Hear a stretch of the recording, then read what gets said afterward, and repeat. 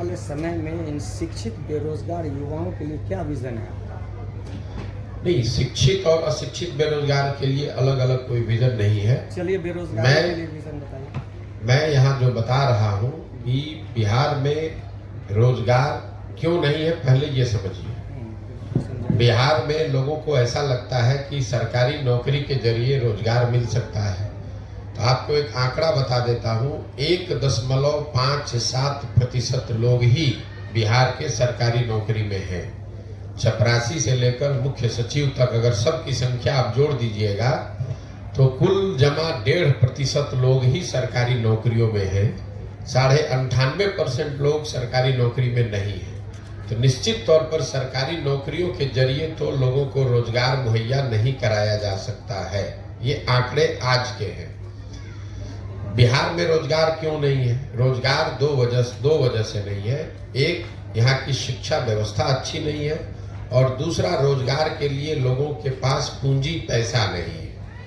जब तक इन दो बिंदुओं को नहीं सुधारा जाएगा, बिहार की शिक्षा व्यवस्था को बेहतर बनाना और लोगों के हाथ में रोजी रोजगार के लिए पैसा पूंजी देना, ये जन स्वराज का विजन है कि यहाँ पर स्वरोजगार कैसे आएगा, पलायन कैसे रुकेगा।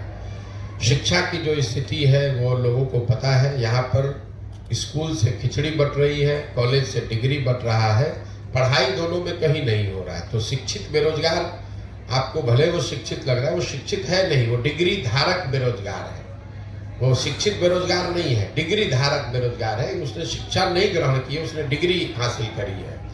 लेकिन जो दूसरी बड़ी समस्या है कि आखिर ये बेरोजगारी खत्म होगी कैसे? बेरोजगारी यहाँ खत्म होगी लोगों को पूंजी मुहैया कराकर। बिहार में जो बिहार से पलायन है वो सिर्फ श्रम का पलायन नहीं है, लोगों का पलायन नहीं है, बुद्धि का पलायन नहीं है। एक बहुत बड़ा पलायन यहाँ से पूंजी का पलायन है, जिसकी चर्चा यहाँ लोग करते नहीं है, जिनकी समझ ज्यादा है नहीं लोगों को। पूंजी जो है वो रोजगार का सबसे बड़ा जरिया है। अगर मान लीजिए कि आपको बाल काटने आता है, अगर आपके पास 10-20-50 हजार रुपए हो और बैंक से आपको 1 लाख रुपया कर्ज मिल जाए, तो आप एक सैलून खोल लेंगे, उसमें 3-4-5 लोगों को नौकरी रोजगार दे देंगे।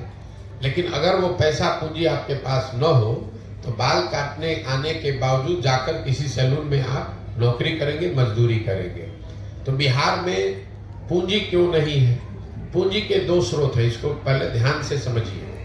पूंजी 2 तरीके से लोगों को मिलता है।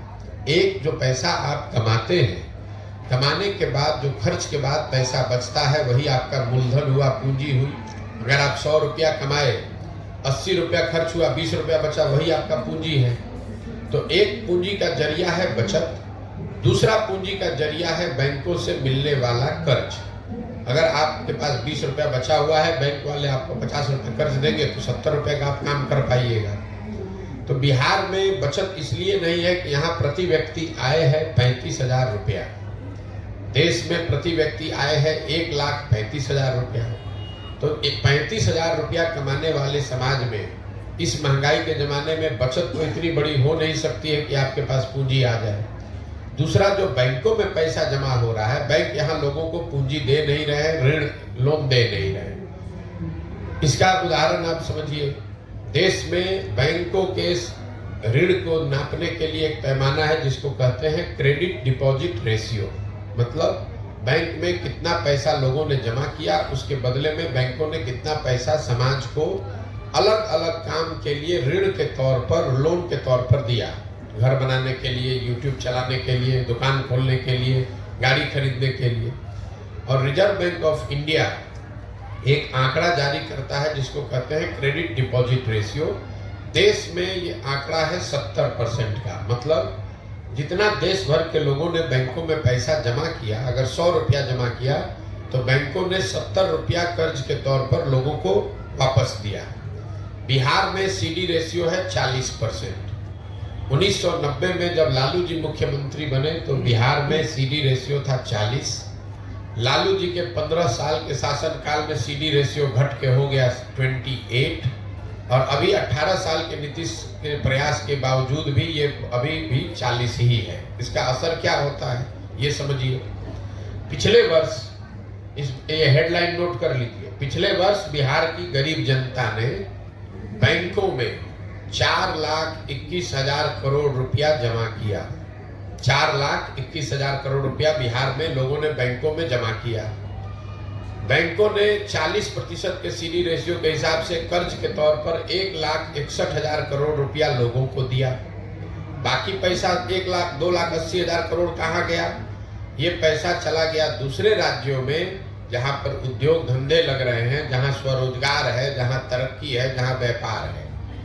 1990 से लेकर पिछले वित्तीय वर्ष में कुल जमा 1990 से अगर आप जोड़ेंगे 32 साल में बिहार के बैंकों ने 26,20,000 करोड़ रुपया, बिहार के लोगों का रुपया, ये बाहर के उद्योगपति का पैसा नहीं है, ये सरकार का बजट का पैसा नहीं है, बिहार के लोगों के बचत की हुई राशि 26,20,000 करोड़ रुपया बैंकों ने यहां से ट्रांसफर कर दिया दूसरे राज्यों में जहां पर तरक्की है, व्यापार है, रोजगार है।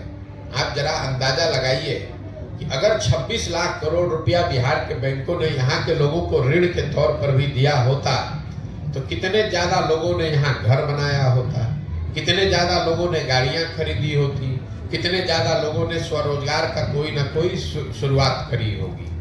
तो बिहार, और ऐसा नहीं है कि ये बैंकों की मनमर्जी है कि वो कितना पैसा ऋण दे, ये उनकी वैधानिक जिम्मेवारी है कि कम से कम 70% पैसा जो जमा होता है वो उनको ऋण के तौर पर देना ही देना है। और उस कमिटी को चेयर करते हैं मुख्यमंत्री राज्य के।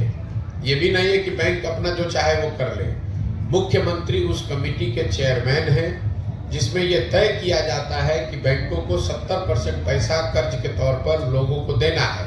लेकिन बिहार में जैसे मुख्यमंत्री की बात पदाधिकारी नहीं सुन रहा है, अफसर नहीं सुन रहे हैं, उसी तरह से बैंक वाले भी उनकी बात नहीं सुन रहे हैं। और दूसरी दिक्कत यह है कि यहाँ के नेताओं को या समाज में इस बात की ज्यादा समझ है ही नहीं। तो आपको लगता है कि वो चीनी मिल चालू हो जाएगा तो उद्योग लग, उससे रोजगार मिलेगा। एक चीनी मिल लगेगा, उसको लगाने का खर्चा आएगा 10,000 करोड़ मान लीजिए, उसमें 2-4-5,000 आदमी को नौकरी मिलेगा।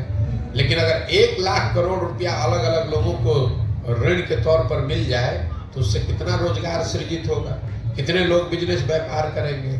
तो जन सुराज का विजन ये है कि यहाँ पर शिक्षा को रोजगार पाने वाला बनाया जाए, लोगों को डिग्री नहीं बांटा जाए, लोगों को शिक्षित किया जाए और फिर उनको पूंजी मुहैया कराया जाए बैंकों के जरिए, ताकि लोग अपने क्षमता के अनुसार, अपनी इच्छा के अनुसार कुछ न कुछ रोजगार कर सके। उससे उनकी आर्थिक तरक्की होगी और उसी से बिहार का विकास होगा। जब तक शिक्षा और पूंजी ये दो चीज मुहैया नहीं होगी तब तक सरकार के किसी भी प्रयास से बिहार में गरीबी खत्म नहीं हो सकती है। आपके कहने के अनुसार डिग्री मिला, लोगों में ज्ञान नहीं है? बिल्कुल नहीं, यहाँ की हमारे कहने के अनुसार नहीं। यहाँ आपको आप उससे अगर इत्तेफाक नहीं रखते यहाँ की शिक्षा व्यवस्था जो है बिहार की, उसको कैसे संचालित किया जाए? शिक्षा व्यवस्था फिर वही बात है, हर चीज को आप लोग 2020 मैच के तौर पर देखते हैं। यही यहाँ के नेताओं का भी हालत है। शिक्षा व्यवस्था कैसे सुधरेगा, शिक्षा व्यवस्था क्यों बिगड़ा है पहले इसको समझिए। इसलिए नहीं शिक्षा व्यवस्था बिगड़ गई है, लोग कहते हैं कि स्कूल से खिचड़ी बट रहा है इसलिए शिक्षा व्यवस्था खराब है। अगर खिचड़ी बटने से शिक्षा व्यवस्था खराब होती तो कॉलेज में तो खिचड़ी नहीं बट रहा है, 8वीं क्लास से ऊपर के स्कूलों में तो खिचड़ी नहीं बट रही है, वहां शिक्षा व्यवस्था क्यों खराब है? कुछ लोग कहते हैं कि नियोजित शिक्षक गुणवत्ता उनकी खराब है इसलिए शिक्षा व्यवस्था खराब है।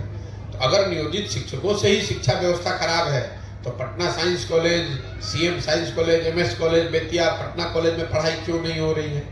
वहां तो नियोजित शिक्षक नहीं पढ़ा रहा है। शिक्षा व्यवस्था इसलिए खराब है कि पिछले 30-40 वर्षों में बिहार में समाज और सरकार, मैं सरकार के समाज को भी जोड़ रहा हूं, दोनों की प्राथमिकता में कहीं ना कहीं शिक्षा है ही नहीं। लोग भी यहाँ अपने आप को शिक्षित नहीं बनाना चाहते, डिग्री लेना चाहते हैं, खिचड़ी खाना चाहते हैं। आप भी अपने बच्चों को स्कूल में खिचड़ी खाने के लिए भेज रहे हैं, साइकिल लेने के लिए, पोशाक लेने के लिए भेज रहे हैं, उनको पढ़ाने के लिए नहीं भेज रहे हैं। और सरकार को भी, सरकार ने भी, नेताओं ने भी ये भांप लिया है कि लोगों को पढ़ाई नहीं चाहिए, खिचड़ी बांटो, पोशाक बांटो, इनसे वोट लेते रहो। तो कहीं न कहीं समाज और सरकार दोनों की प्राथमिकताओं में शिक्षा है ही नहीं। पूरा समाज अपने ये समझ ही नहीं पा रहा है कि अगर हम जब तक शिक्षित नहीं बनेंगे तब तक हमारा बच्चा, उसको जीवन भर मजबूरी में मजदूरी ही करना पड़ेगा।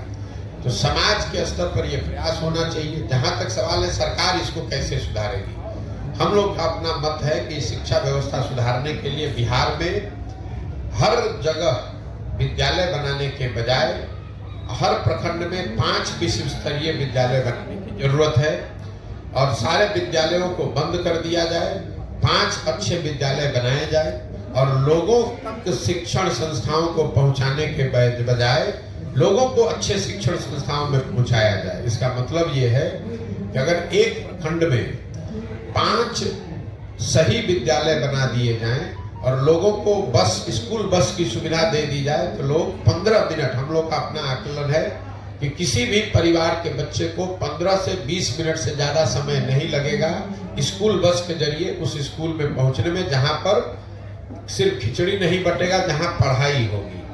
दुनिया भर में जहां पर भी शिक्षा की अच्छी व्यवस्था है वहां समाज के पास स्कूलों को नहीं ले गया, लोगों को अच्छे स्कूल में लाया गया। तो हम लोग की सोच ये है कि बिहार की जो शिक्षा का बजट है 40,000 करोड़ रुपया, इसका 1/3 मतलब 15,000 करोड़ रुपया इस बात पर खर्च किया जाए कि हर प्रखंड में प्रति वर्ष 1 विश्व स्तरीय विद्यालय बनाया जाए, ताकि 5 वर्ष में हर प्रखंड में 5 ऐसे विश्व स्तरीय विद्यालय बन जाएं और उनको फिर लोगों को ये सुविधा दी जाए ताकि लोग बसों के जरिए या गाड़ियों से अपने बच्चों को स्कूल तक ले आएं। अगर आप दिल्ली बॉम्बे में रहते हैं तो स्कूल आपके घर के बगल में नहीं है, सबके बच्चे स्कूल बस से जाते हैं उन संस्थाओं में जहां अच्छी पढ़ाई होती है। आधा घंटा 45 मिनट लोग स्कूल बस से जाते हैं, बच्चे पढ़ते हैं और फिर स्कूल बस से वापस आते हैं। पूरी दुनिया में जहां पर भी आप जाइएगा यही व्यवस्था है। हर घर के बगल में स्कूल नहीं बनाया गया है। स्कूल एक ऐसी जगह पर है जहां पर हर आदमी बस से, गाड़ी से, साइकिल से 10 मिनट में, 15 मिनट में पहुंच सके। बिहार में क्या हुआ है, समता मूलक शिक्षा नीति के नाम पर हर जगह विद्यालयों के भवन बना दिए गए। नतीजा क्या हुआ, जहां विद्यालय का भवन है वहां शिक्षक नहीं है, जहां शिक्षक है वहां भवन नहीं है, जहां दोनों है वहां बच्चे नहीं है, जहां तीनों है वहां पढ़ाई नहीं है। तो ये समता मूलक शिक्षा नीति बनाने के नाम पर पूरी व्यवस्था को चौपट कर दिया गया। जरूरत इस बात की है कि इस चीज को फिर से रीअरेंज किया जाए और सारी व्यवस्था को 4 या 5 बेहतर स्कूल बनाने के दिशा में समेटा जाए कि हर प्रखंड में कम से कम 5 अच्छे विश्व स्तरीय विद्यालय हो। अगर हर साल हम लोग 1 विश्व स्तरीय विद्यालय भी बनाएं, क्योंकि पैसा इतना ही है बिहार में कि आप एक विद्यालय हर साल बना सके, मतलब 550 विद्यालय अगर डेली हर साल बनाए जाए अच्छे, तो वो सरकार बना सकती है। अगले 10 वर्ष में एक प्रखंड में 10-10 विश्व स्तरीय विद्यालय हो जाएंगे, बजाय इसके कि कहीं कमरा बनाए तो बेंच नहीं है, बेंच बनाया तो टीचर नहीं है, टीचर है तो पढ़ाई नहीं है, इसका कोई फायदा नहीं है।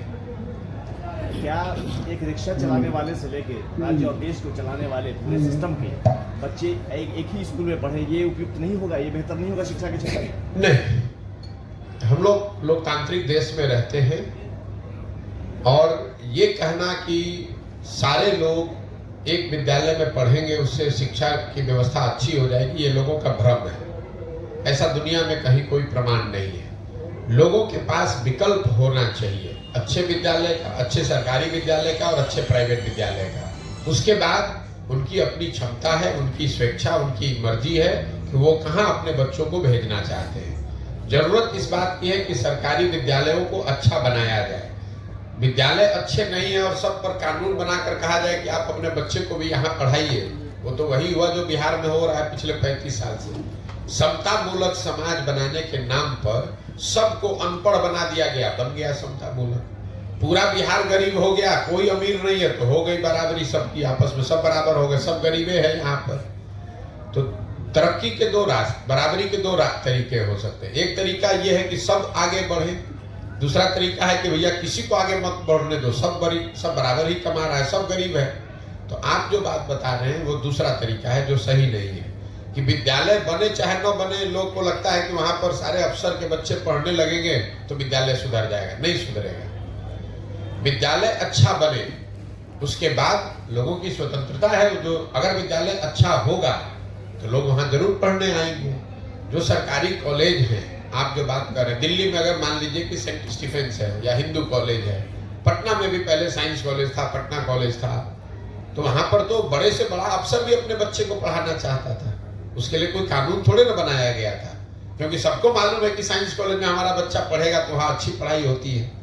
तो बहुत बड़े आदमी का बच्चा भी प्राइवेट स्कूल में 12वीं नहीं करने जाता था, वो साइंस कॉलेज में पढ़ने जाता था। तो वो कानून बनाने से चीजें ठीक नहीं हो सकती हैं, आपको व्यवस्था सुधारने की जरूरत है। एक और सवाल है कि आपने तो कई राजनीतिक दल के लोगों का काम करके काम बना दिया है, और अब आपके दिमाग में इस तरह की बात आई है, जो मिशन है आपका, और ये अच्छी बात है, इसकी सराहना अधिक हो रही है, कई तरह की टिप्पणियां भी हो रही हैं उसके पीछे। वो हर पीछे की बात मैं नहीं पूछना पड़ता, ये पूछना चाहता हूँ कि ये बात आपके दिमाग में आई कैसे, और बिहार की ज़मीन को आपने बहुत अच्छे से देखा है, और अब तो आपका यात्रा भी बहुत लंबा हो चुका है।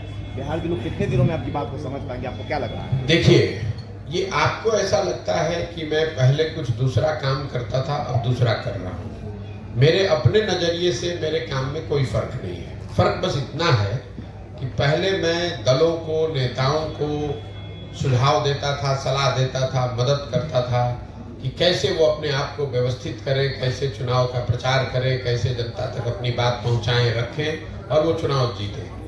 काम मैं वही कर रहा हूँ, सिर्फ दलों और नेताओं के बजाय अब ये सुझाव और सलाह हम बिहार की जनता को दे रहे हैं। बिहार की जनता को ये बता रहे हैं कि आप किन मुद्दों पर वोट दीजिए, कैसे आप आपस में संगठित होकर दल बना सकते हैं, कैसे आपको किसी के पीछे चलने की जरूरत नहीं है, आप अपने और अपने बच्चों की